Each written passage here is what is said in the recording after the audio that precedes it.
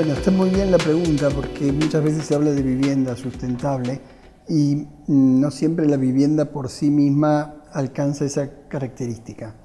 Y nosotros deberíamos hablar del hábitat, ¿no? El espacio para habitar de los humanos en la Tierra, como diría Heidegger, y que tiene que ver no solo con el desarrollo de la arquitectura, sino con el desarrollo de las ciudades y de los espacios donde habitamos, ¿no? Partiendo de Heidegger, volviendo a él, tendríamos que arrancar que nosotros habitamos en cuanto significamos, ¿no? Entonces, el ámbito de la arquitectura es el ámbito del significado. Y desde ese lugar nosotros retomamos nuestra doble identidad, tanto física como trascendental de seres humanos, ¿no? Entonces, es lo que siempre charlamos con los alumnos, cuál es la diferencia entre una vivienda y un hogar. Nosotros podemos hacer un plan de vivienda donde repetimos sistemáticamente una tipología y son paredes que nosotros podemos dimensionar a una cierta medida y con ciertos materiales. Y de pronto alguien se muda, va a vivir ahí y eso ya no es una vivienda cualquiera, ya es el hogar de esa familia. ¿Y por qué ese es el hogar de esa familia? Porque esa familia vive ahí su vida, genera su historia y esa vivienda empieza a tener un significado distinto. Es el lugar desde el cual se posicionan en el mundo, es su protección, es su contención, es el lugar donde encuentran el afecto. Esa es la característica particular del ser humano, la capacidad de significar un espacio. Y desde ese significado nosotros habitamos. Entonces, al habitar, nosotros construimos. Construir es parte de ese habitar. Entonces, el hábitat sería este espacio significado por nosotros. Sustentable. ¿Qué quiere decir sustentable? Básicamente, si vamos a las primeras definiciones, lo interesante de la sustentabilidad sería tratar, porque usar la palabra sustentable para mí también es como muy ambicioso. Yo diría tratar de desarrollar un hábitat más sustentable. ¿Y en qué consistiría? Consistiría en lo que dice la definición de tratar de preservar los recursos naturales para las futuras generaciones. Hoy en día no lo estamos haciendo. Si nosotros vemos nuestras ciudades, son ecosistemas abiertos que destruyen materias primas y consumen fuentes de energía fósiles que contaminan el medio natural. En esa dirección no podemos seguir porque el mundo no se soportaría. ¿Cómo generaríamos menos gases? Bueno, en lo que respecta a la generación de las ciudades, podemos hacer cosas en el proceso de construcción de las mismas, en el proceso del uso de los materiales y también en el proceso de utilización de los edificios y toda la construcción que hacemos desde el aspecto de acondicionamiento térmico, iluminación y acondicionamiento de agua, etc. Entonces, el hecho de hacerlo más sustentable tendría que ver con una visión global en este aspecto. Pero hay una cosa que tampoco hay que confundirse. Hacer algo más sustentable no es ponerle un calefón solar. Hacer algo más sustentable no es ni siquiera hacer algo bioclimático. Nosotros deberíamos tener claro que la sustentabilidad tiene 3 patas. Yo siempre la comparo con una mesita de 3 patas que si le falta una no se sostiene. Y estas son las que tienen que ver con el medio ambiente, pero también la que tiene que ver con el aspecto social y con el aspecto económico. Y cuando nosotros tratamos de hacer algo más sustentable, necesitamos verlo desde los 3 lugares, porque si no, caemos en voluntarismo o en utopías. Está lleno de buenas propuestas desde la perspectiva ambiental que si no fueron rentables económicamente, no se hicieron. O ha habido buenos intentos de hacer cosas que al no ser entendidos por la gente y no tener aceptación social, tampoco prosperan. Entonces, tendremos que encarar esto del hábitat sustentable desde esta visión holística de lo social, lo económico y lo ambiental.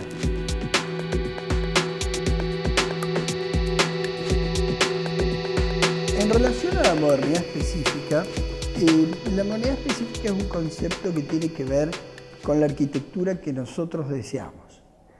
Dentro de esta arquitectura, el hecho de ser más sustentable es una de las características que buscamos, no la única ni la principal. Y eso la hace mucho más real. Nosotros le llamamos modernidad específica porque, así como dijimos que habitar en alguna medida era significar, a la hora de desarrollar nuestra arquitectura, el significar lo vamos a lograr a través de la generación de identidad, de apropiación, que viene de la mano de la innovación. Yo no puedo generar una identidad o una apropiación repitiendo cosas que ya existen. De ahí la necesidad de que lo que yo haga sea modernidad, sea contemporáneo, sea actual, sea una respuesta específica al contexto social, cultural y material presente. Entonces, esa característica de modernidad ha llevado en muchos casos a la importación de modelos un poco cosméticos, o la arquitectura que se caracteriza más por los valores de la imagen, y en pos de esta innovación se traspolan, se repiten, sin darle atención a la esencia, formas y modelos que tienen éxitos a lo mejor en otras sociedades o en países que están con otro nivel de desarrollo. Esto es lo contrario de la modernidad específica, porque si bien se busca la innovación, si bien se busca esta nueva identidad, parte de las raíces del lugar. En un esfuerzo académico hemos tratado de simplificar y generar 4 ejes de acción, desde los cuales desarrollar esta modernidad específica, y que también nos sirve como una guía para el análisis de otros proyectos y para la generación de un proceso de autoevaluación de lo que nosotros mismos estamos haciendo. Ahora, te vuelvo a repetir, la modernidad específica es una metodología para desarrollar arquitectura. Yo esa metodología la puedo usar aquí como en Marruecos. La metodología va a ser la misma, pero el resultado va a ser absolutamente distinto porque esa modernidad bebe de las fuentes propias del contexto. Los 4 ejes que hemos desarrollado tienen que ver un poco con el Vitruvio más un cuarto componente, ¿no? Entonces, el aspecto de la belleza, nosotros lo asociamos con la generación de esta innovación en búsqueda de una poética y una retórica propia de la arquitectura del lugar, que bebe de la cultura y de un poco de la idiosincrasia social del lugar. El segundo eje está relacionado con algo que consideramos que es muy poderoso para el planteo de los nuevos tipos y tipologías, que tiene que ver con los usos y con los nuevos usos que los cambios culturales, tecnológicos, sociales van produciendo. El tercer eje tiene que ver con la parte constructiva, que parece simple pero no lo es, en el sentido de utilizar tecnologías apropiadas de cada contexto. Y el cuarto eje es el que estaríamos agregando, que es ni más ni menos que desarrollar una conciencia de qué consecuencias medioambientales tiene cada decisión de diseño que nosotros tomamos. Entonces, si nosotros tomamos estos 4 elementos, que en realidad están puestos así, insisto, por un ejercicio académico, pero que todos interactúan entre sí, surge una arquitectura rica, que tiene que ver con el medio ambiente, que busca generar esta sostenibilidad o sustentabilidad social, ambiental y económica, pero que no se termina ahí.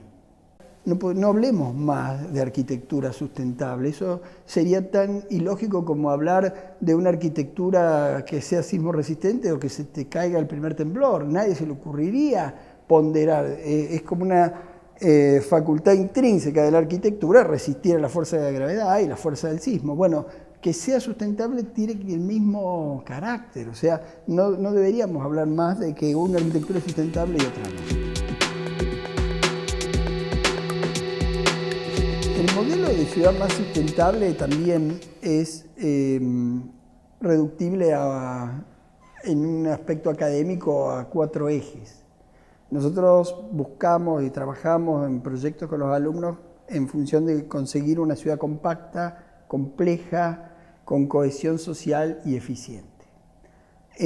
Compacta porque logramos optimizar el uso del suelo, porque reducimos la cantidad de viajes y porque ayuda a una complejidad de intercambio y de encuentro social que tiene que ver con la esencia de la ciudad, que se ha perdido ahora que el espacio público se ha generado como propiedad del automóvil y se han desarrollado todos estos espacios que ofrecen la seguridad como contrapartida a un bien público que empieza a no tenerla.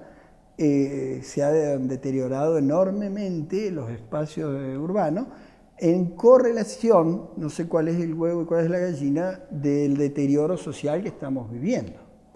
Sí que es interesante pensar que una manera de ponerle freno sería empezar a cambiar la estructura física de la ciudad, para lo cual necesitamos toda una voluntad política, ¿no?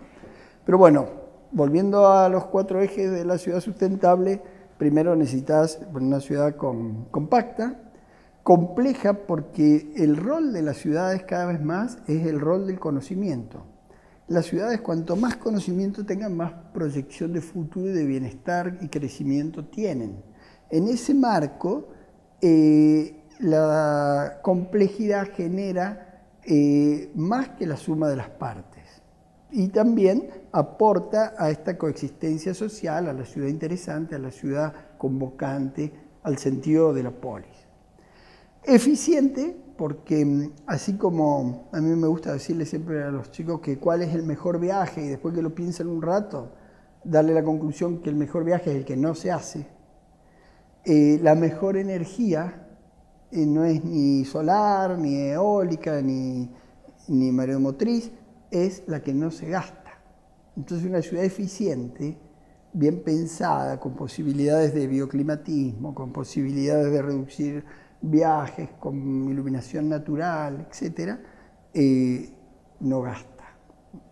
Y con cohesión social, porque está comprobado que si no toda la ciudad tiene acceso a los mismos bienes, eso genera confrontaciones dentro de la ciudad, que no es que marginan y perjudican solamente a los que no lo tienen, deterioran el conjunto de la ciudad y atrasan su desarrollo. Las empresas, hoy en día, las empresas importantes que llevan conocimiento a las ciudades, son del mundo y eligen las ciudades donde se instalan y lo eligen en función de la calidad de vida que le van a proponer a sus empleados, porque de esa manera fidelizan a sus empleados. Entonces es muy importante, que es un foco fundamental de crecimiento y desarrollo económico, que la ciudad sea sustentable. No es solamente un paradigma progresista. Y lo podemos ver en los países que tienen las ciudades más sustentables, podemos ver claramente que son los países con más riqueza y con mejor estándar de vida del mundo. O sea, no es un gasto. A veces a mí me dicen que algunas de estas cosas no son materializables aquí porque no somos Suecia o ese tipo de cosas. Nos sorprenderíamos de pensar que Suecia era un país pero exponencialmente más pobre que nosotros. Es un país que no tenía recursos naturales y que por eso tuvo que convertirse en lo que se convirtió. El problema que tenemos en Latinoamérica, y generalizo, no conozco toda Latinoamérica, pero por lo que puedo interpretar y que nos pasa bastante en Argentina, es que no hay estructura física como es una ciudad que no sea el reflejo de una sociedad. Y nuestras ciudades son el exponente de nuestros valores como sociedad, en la imposibilidad que estamos teniendo de tener un proyecto común de sociedad. Entonces no es de extrañar que los desarrollos urbanos hoy los dirijan las empresas y los municipios y las autoridades van por detrás prácticamente. en el mejor de los casos, ¿no? Entonces, vemos que lo que se está desarrollando es ciudades que crecen en forma difusa, desarrollando urbanizaciones privadas en las zonas periféricas que deberían ser productivas o bienes de la comunidad, y que aíslan a la gente cada vez más, no solo al que no tiene acceso a esos bienes que se supone que son más caros, sino a los que también viven en esos lugares con unas densidades bajísimas, todo lo contrario de esa ciudad compleja de la que estábamos hablando, que enriquece a los habitantes de las mismas. Y ese desarrollo no se lo frena. ¿Por qué? Porque hay una especie de visión cortoplacista de la ganancia rápida e individual de los emprendedores. Ahora, si yo viera toda la ciudad esta, que ha crecido así, y que se han ido desertificando barrios, y que van siendo cada vez hasta más marginales los barrios céntricos, porque empiezan a ser abandonados por los habitantes, y por la inseguridad, y por los servicios que no se instalan, y todo se hace cada vez más difuso, todos vivimos peor. Si yo viera este conjunto, esta ciudad en conjunto, vale exponencialmente menos que lo que valdría esta misma ciudad bien desarrollada, sustentable y con cohesión y con calidad de vida. Entonces, lo que no terminan de entender estos desarrolladores es que si ellos fuesen capaces de consensuar un proyecto común de ciudad y de sociedad, ellos junto con todo el resto, ¿no? Sus negocios inmobiliarios en esos ámbitos serían mucho más ricos. Bueno, en la ciudad hace falta marcar una cancha, decir cuáles son las reglas, cuáles son los objetivos que nos pueden beneficiar a todos. Yo trabajé en una tesis y esa tesis consistía en desarrollar también una metodología para el diseño urbano más sustentable. Y se basó en generar lo que llamé dimensiones de sustentabilidad urbana, que son ni más ni menos que grupos de conocimientos que si uno los tiene en cuenta a la hora de proyectar, el proyecto va a ser más sustentable. En este caso, aplicados al desarrollo o al diseño urbano. Es lo que Norbert Schul habla de la totalidad arquitectónica. Yo siempre digo que un proyecto es como una respuesta y que es más difícil que generar la respuesta, hacerse las preguntas adecuadas. Si uno, antes de un proyecto, se plantea 100 cosas a las que quiere responder, ya sea que le demos la forma de programa o de premisas, va a responder a 100. Si se plantea 10, va a responder a 10. Y si se plantea 1000, va a responder a 1000. Entonces, para hacer diseños urbanos sustentables, sin duda que hacen falta nuevos conocimientos. Estos nuevos conocimientos, previos al hacer, no es posible incorporarlos sin un estudio preliminar. Es como si yo dijera, quiero que mi estructura sea antisísmica, pero si no entiendo cómo funciona la estructura antisísmica, no hay forma de que esté incorporada en mi proyecto. Bueno, lo mismo respecto a la complejidad del diseño urbano sustentable. Entonces, a nivel de segundo año, nosotros estamos viendo 6 de estas dimensiones de diseño urbano sustentable. En total, las planteadas son 12. Estas 6 que vemos tienen que ver con la morfología urbana, un concepto que serían las cosas que yo le diría a los alumnos que usen como tics para arrancar. Un concepto que sería, ¿qué es la morfología urbana? Bueno, la relación de llenos y vacíos. ¿Y en qué? En búsqueda de la mayor densidad urbana posible para hacer esta ciudad compacta, para poder lograr esta complejidad de interacción de habitantes, pero es con calidad ambiental. Ahí viene el posible. Tiene que tener un límite. Esto, desde el vamos, te lleva a interpretar el clima del lugar, las condiciones topográficas, las condiciones geográficas, sociales, culturales, etc. Está lleno de ejemplos de gente que es traspolada a viviendas de distinta densidad y es un fracaso, porque no están incorporados en su modo de vida. Entonces, una de estas dimensiones es trabajar sobre la morfología urbana. Entonces, se podría decir, estudio la morfología urbana del lugar donde me toca, por ejemplo, Mendoza, veo lo que genera y cómo sería una propuesta superadora. Seguramente esa propuesta superadora va a ir hacia más densidad, hacia hacer la ciudad más compacta, pero con calidad ambiental.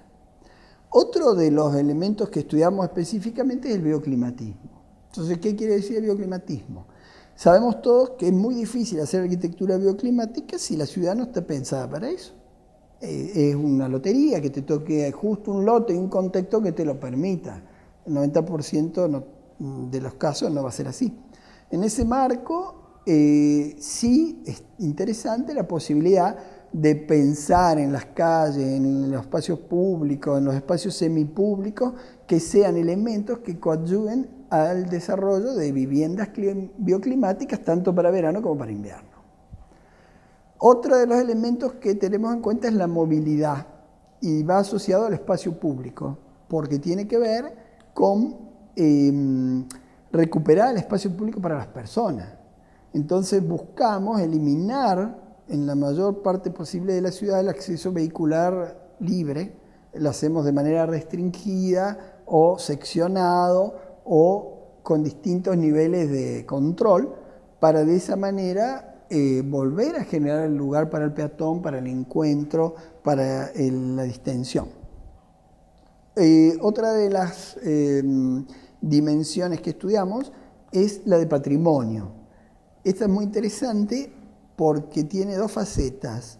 Una es la del patrimonio como búsqueda de conservación de elementos que representan la historia y la identidad del lugar, a su vez como conservación de los modos de vida del lugar, pero hay otra faceta que es un disparador intelectual muy lindo, que es qué patrimonio generamos nosotros para las futuras generaciones.